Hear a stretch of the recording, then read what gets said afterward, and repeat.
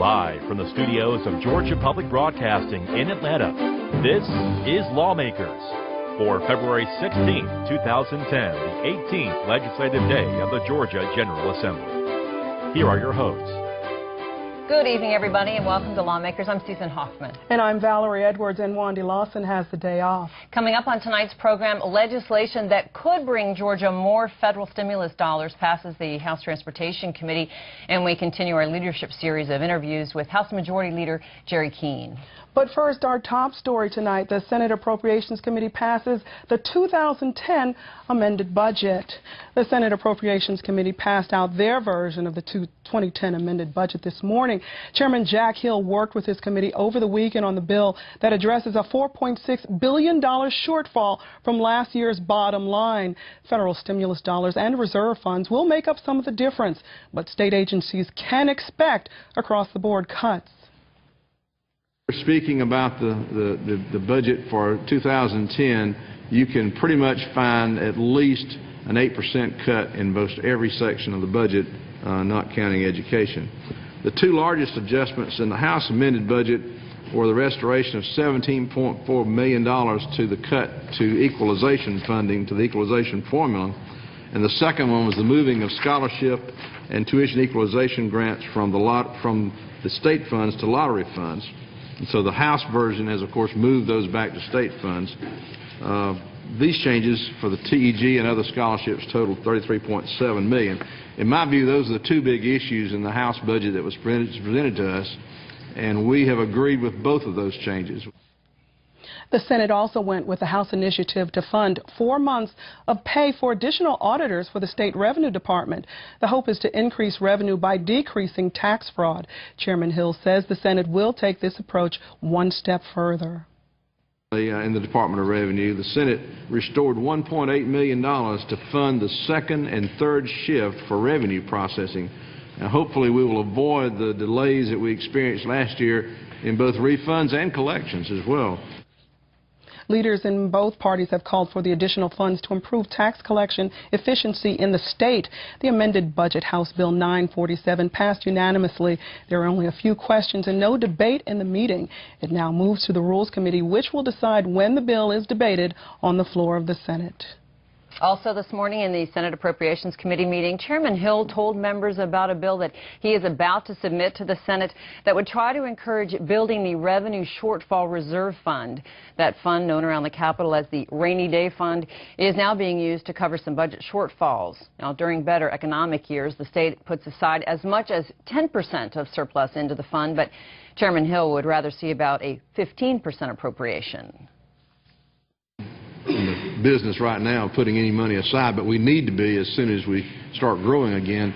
I think it's very obvious as our budget shrank that we actually passed the 10% mark here about a year ago, and it turns out that even though some folks believed that we had a reserve that was too large, as it turns out it wasn't large enough, and that 15%, while we may be a long time getting to any figure approaching that, I think it sends the message that we won't be prepared if we ever have this economic condition again.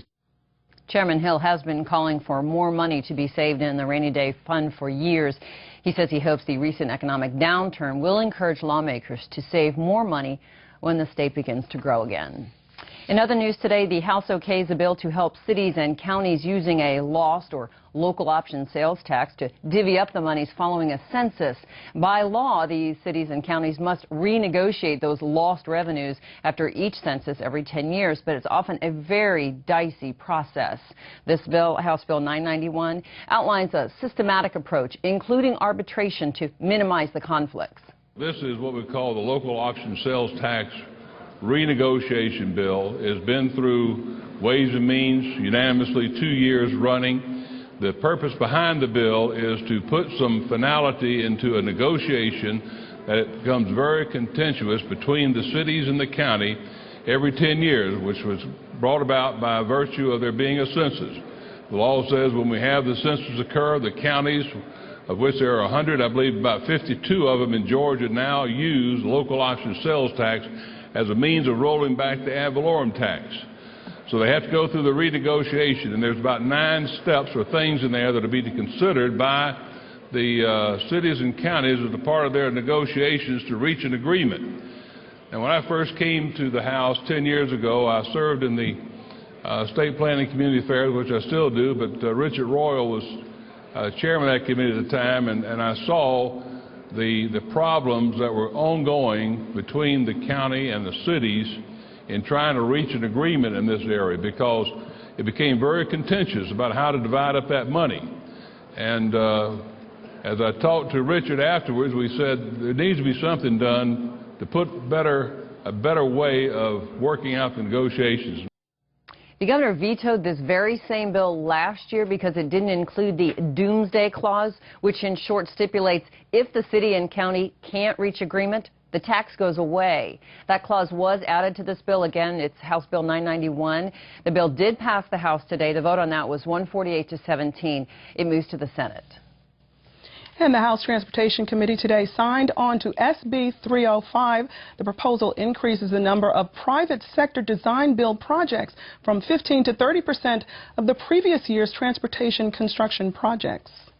Department of Transportation officials say without the increase, accessing any potential federal stimulus dollars will be next to impossible. This year in FY 2010, we're only able to do $90 million in design build.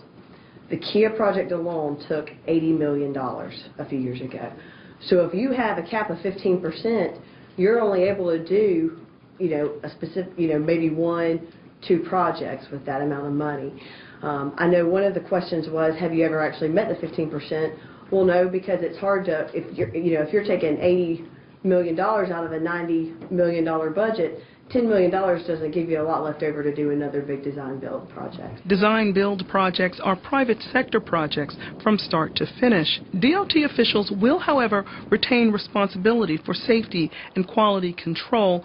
That's according to the bill's sponsor, Senate Transportation Chair Jeff Mullis. And this gives us a little better flexibility, and of course, with our transportation dollars coming from the federal side, and with if there's any other stimulus money, we only have 90 days to turn these projects around, and the only way we can do that with the cuts in the state government is to get the private sector to get involved. So design build helps that happen. It makes it legal so we can do that. The biggest design build project to date is the 5th runway at Atlanta's Hartsfield-Jackson International Airport. DOT officials say that project came in under budget and under time. Current design build projects include a coastal bridge in Chatham County, widening sections of I-85 through Gwinnett County, and expanding the Jimmy DeLoach Highway in Savannah. An amendment to HB 305 failed. It would have shortened the term of DOT board members from 5 to 2 years. In other transportation news, the House Transportation Committee today sent to the Rules Committee the so-called slowpoke traffic fine targeting slow-moving drivers. And the House says yes to a bill that rewrites the Trust Code of Georgia. The bill, Senate Bill 131, seeks to bring our trust code in conformity with other states. Representative Wendell Willard presented the bill. He began by defining a trust. When you create a trust document, which is really a contract between an individual and the trustee for performing a service that may benefit a beneficiary. So that's the way the things usually work, and that would be given the trustee powers. What we're saying now is a trustee will have these statutory powers automatically unless within the document, the trust, there's language that would limit the ability of the trustee to do certain things. Among other things, the bill limits a creditor's access to the trust asset if there is a beneficiary with financial hardships. But what intrigued many House members, it was the part about the pet trust. One is the creation of trust for pets. What is that about? Can you explain that? I will. In the current law in Georgia, you could not have a non-person as a beneficiary of a trust.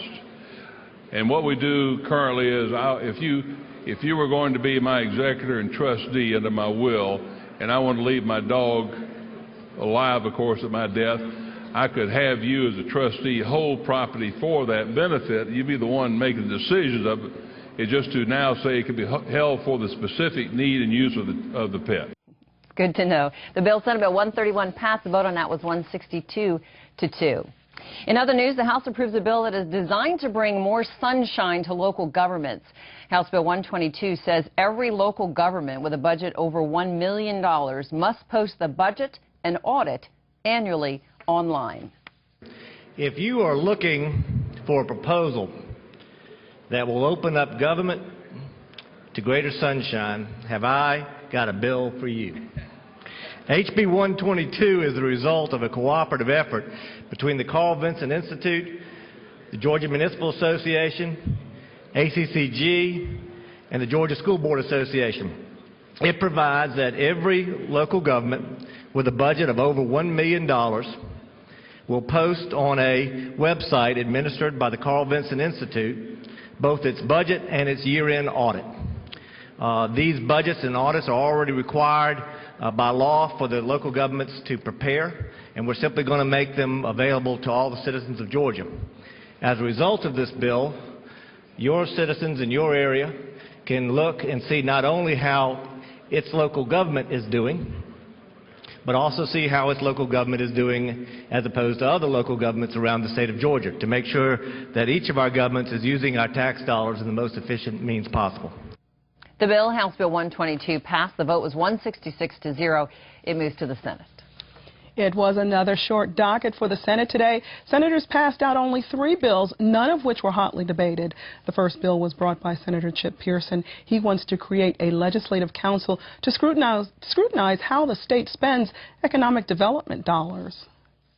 Out of appropriations today, amended budget for 2010, which contained tens of millions of dollars of funding for economic development in various departments and various agencies, various parts of the budget. What this bill does is gives us the venue, if you would, to review those expenditures, and not only the expenditures, but the agencies and the activities that are being undertaken in the name of economic development. Can you provide us then with a list of where we're contracting services outside of this state? That in and of itself could be economic development if we were able to bring that work back to Georgia. Certainly that would be something that would be considered by this panel, and you can look at the list of items that are, it's not totally inclusive, but obviously some of the things that would be considered on page 2. And you could add that to it, as well as other questions that be brought up. A second bill that passed unanimously today was Senator Mitch Sebah's SB 339. Sebaugh says it will rectify a mistake in a previous general contractor licensing bill. What we're doing right here is we're just saying that when it comes to utility work, that a municipality or county or a school board cannot prohibit a utility contractor from bidding on work that they are the only ones that are licensed to do so. The chamber also passed a bill calling for a comprehensive review of occupational regulations around the state.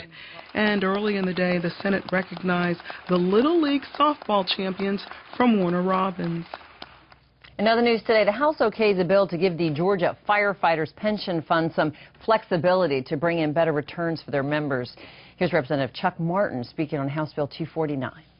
This bill was originally introduced to cover more retirement systems, but at this time we don't want to do that. We are geared directly to the Georgia Firefighters Pension Fund to allow them the opportunity to invest in alternate investments. 49 states currently allow one or more funds in their state to use these types of vehicles to get better returns for the individuals in the fund. I want to make it clear to everyone this is not something that we're trying to move through the process and add funds, add other retirement systems to this bill. We'd hope you'd pass it today, move it over to the Senate, and give the Georgia Firefighters Pension Fund the opportunity to get a better return for their members. The bill, again, House Bill 249, passed the House today. The vote on it was 155-7. It moves to the Senate. We continue our leadership series now. Tonight we have House Majority Leader Jerry Keene. Keene says the Senate will likely pass their version of the amended 2010 budget very soon, but that it will sit on a shelf for weeks until February revenue numbers come in. Now, if revenues are drastically low like they were last February, Keene says lawmakers will have to make more cuts to the 2010 budget. They may even have to borrow monies from the 2011 budget. Keene hopes that doesn't happen and that the 6 new fraud investigators at the Department of Revenue can come up with $150 million in uncollected sales taxes ASAP. Here's Keene. Compliance with sales tax is certainly one of the areas we've been looking at. It's had a lot of discussion up here this session, but to make sure that people who are collecting the taxes as agents for the state, retail establishments, are remitting those taxes to the state. In essence, we want to catch the cheaters because it cheats all of us, and if it's cheating the state coffers at this time, we desperately need to identify those. We think that's a well-defined use of the money in this budget. How optimistic are you that you would not have to move 2011 dollars to the 2010 budget? Reasonably. I think that's sort of a fail-safe position, last resort type thing. We're hopeful that the revenues have bottomed and we're going to begin to improve, at least flatten out. If our revenues, and this would be a trend to watch, in February, March, or about where they were last year, we're fine. We've anticipated the reductions to date. If they continue to decline below those levels, then we're going to have to make some other decisions, and probably the quickest one in the short term would be to move them forward. All right, very quickly, on the 2011 budget, you are extremely worried at the current juncture.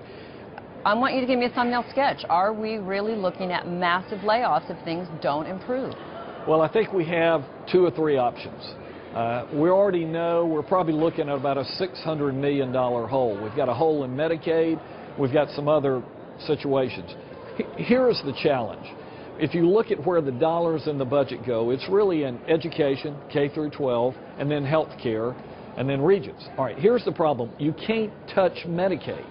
Because of the stimulus dollars of over $2 billion that we've accepted, if we lower the benefits or reduce eligibility, we forfeit the $2 billion. We'd have to send it back to the federal government. Obviously, we don't have that money. It's already been allocated.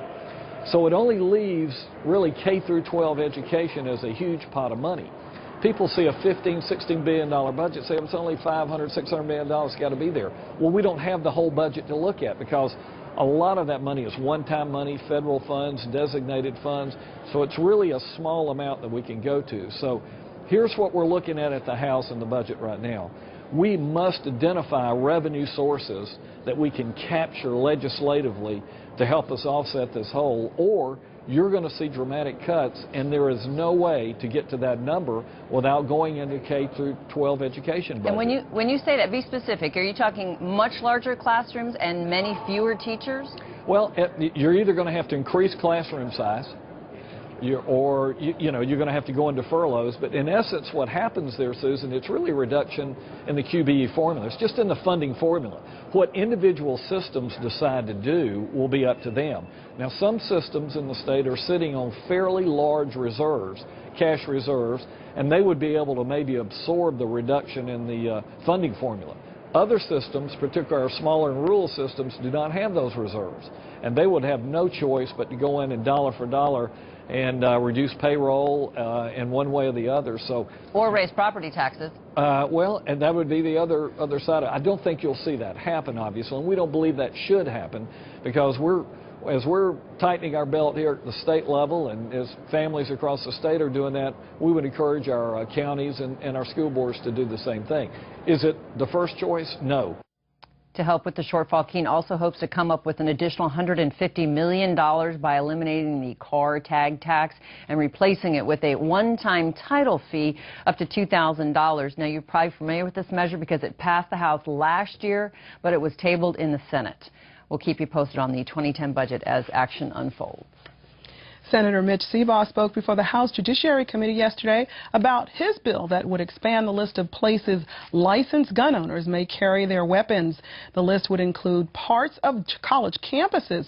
Seabaugh says he discussed the measure with representatives from Georgia's colleges, but in the meeting, the Board of Regents came out against the proposal. And they brought to the chairman and myself two lines of legislation that they felt like really helped to address a lot of their concerns, and we added it in because we felt like that made a lot of sense, and so we added that language in. And in the committee meeting yesterday, the person that testified made no comment at all to the committee about the work that we'd done, about the legislation, the language that they had submitted and asked for consideration. And so that left me really perplexed and confused as to why they would do such a thing. The committee took no action on the bill yesterday. Seabaugh says he expected only a hearing and was not discouraged by the meeting. The committee has not scheduled another hearing on the bill. Another weapons bill was taken up by the Senate Public Safety Committee today. SB 291 would allow people with gun licenses to have their firearms inside their cars while picking up or dropping off passengers at the airport. Lawmakers Adam Bridges has that story. When we're talking about the busiest airport, having folk an opportunity to drive up, pick up with weapons, as long as they're permitted, to come up there, we don't know at what point somebody will snap. We don't know what the intent of anybody. We do know that the wisdom of this body has it in law currently that it's illegal. I want to make sure we are all clear and we all have had time. That's the only thing I'm asking for is time to work out the issues and move forward. Senator Jack Murphy took a different stance on the issue. When you come up to the airport as a hunter and you have your rifle in your case to go hunting, which doesn't require a carry permit, you're violating the law. You're violating the law, and this bill clears that law up. Senate Bill 291 was eventually passed by the committee today, despite Senator C's request that the bill be put back on the table for more consideration. The bill now moves to a Senate Rules Committee. Reporting for Lawmakers, I'm Adam Bridges. And in honor of our 40th season, it is time for another Lawmakers Flashback. Tonight, after some technical wrangling between the House and the Senate, the bill that created Martin Luther King Jr. Day as a state holiday clears both chambers in 1984.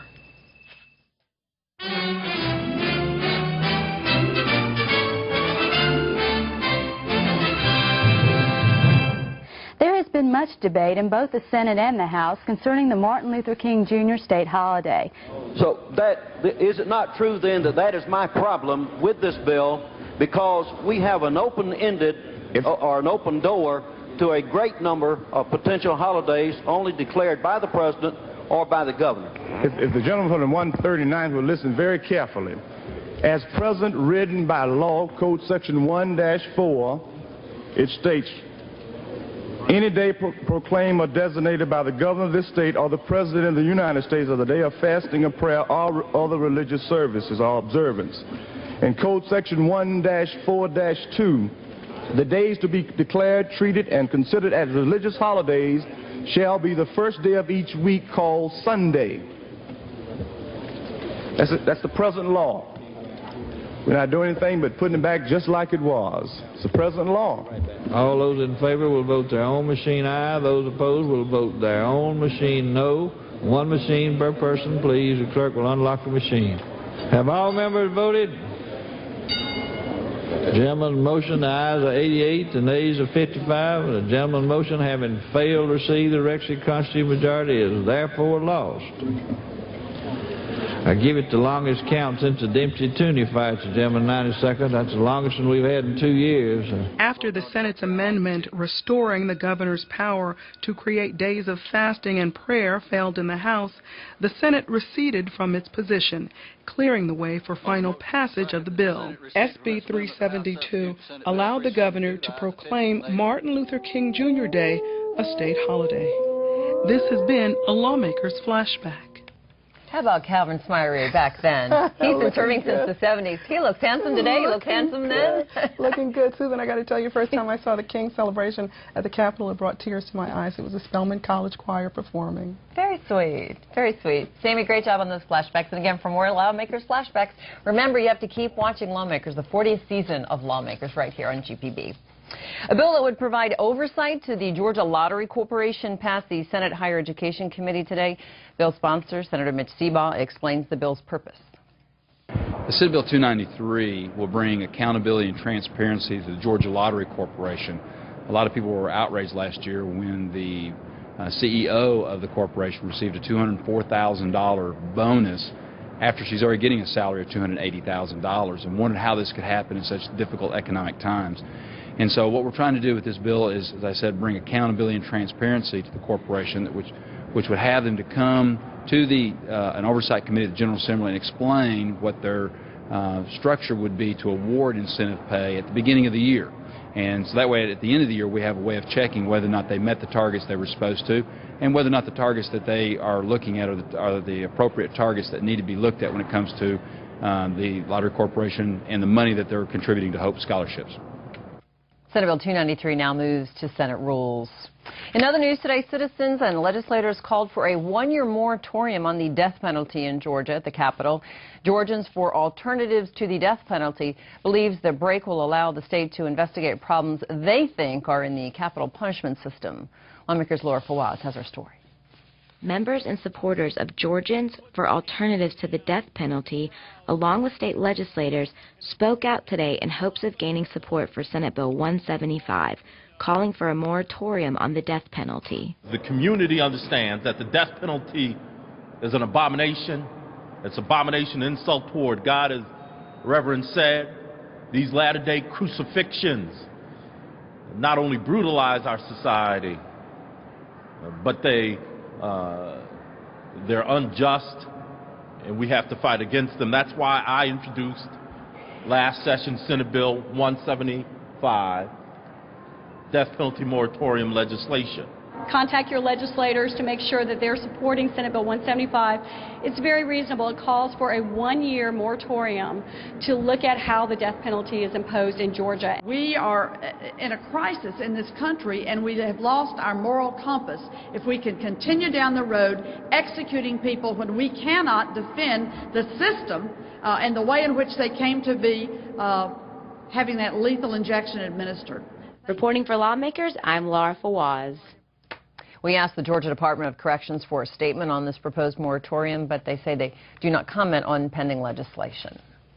And now with news from around the state, we're joined by Ricky Bevington. Ricky, as always, it's a pleasure to have you. Thank you, Valerie. Nice to see you tonight. And good evening. The big story today, Southern Company is getting $8 billion in federal loan guarantees to build 2 new nuclear reactors at Plant Vogtle near Waynesboro, that's near Augusta.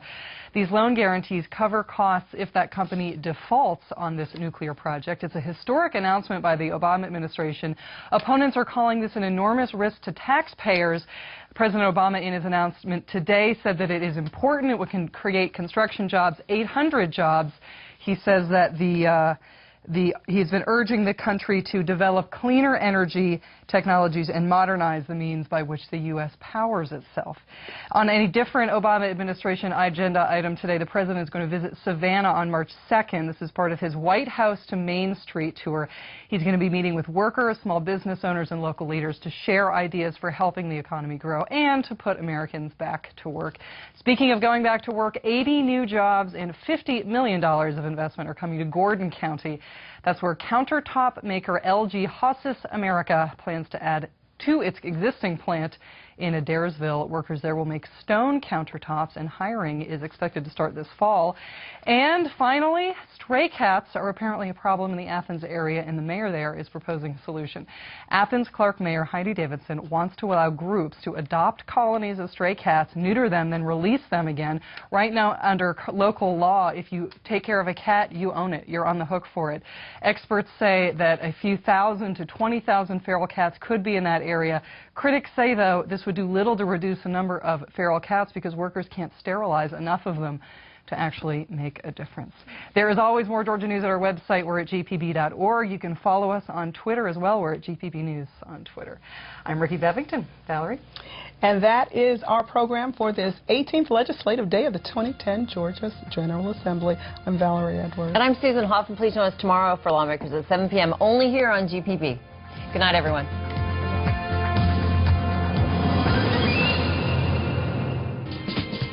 Funding for Lawmakers comes from the Georgia Chamber of Commerce, the voice of Georgia's business community, over 4,000 members strong, working with lawmakers for over 90 years to make sure that our state remains a place where companies thrive.